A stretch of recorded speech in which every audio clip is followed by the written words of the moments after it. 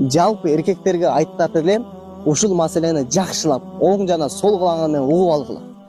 Бардыгыбыз амал кылайлы. Мен дагы амал кылайын, бардыгыбыз амал кылайлы. Ушул жерде отургандар да амал кылсын. Эркек көчөдө бара жатат.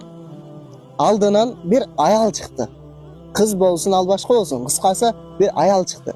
Мына ошол аял чыкканда көзүнү ошол заматта ылдыйга ала турган болсо, пайгамбарыбыз Мухаммад Мустафа саллаллаху алейхи ва саллям айтат, ошол эркекке Аллах Таала эки хурлайнды жазып коет дейт да.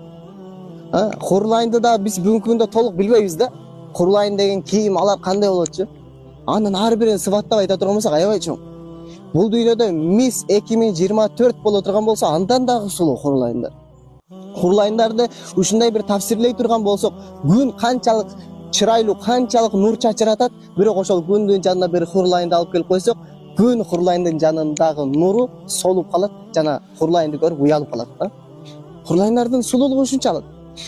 Бир хурлайындын бир тамчы шилекейи бир туздуу океанга же болбосо деңизге түшүп кала турган болсо, ошол океан, ошол деңиз балга айланып кетет. Эми хурлайындар тууралуу айта берсек аябай чоң. Ал тууралуу өзүнчө бир видео, өзүнчө бир чыгарылыш кылышыбыз керек да. Негизинен айткым келген нерсе, ошол аялды көрдүңүзбү? Көзүңүздү ылдыйга алсаңыз, сизге Аллах Таала эки хурлайынды жазат.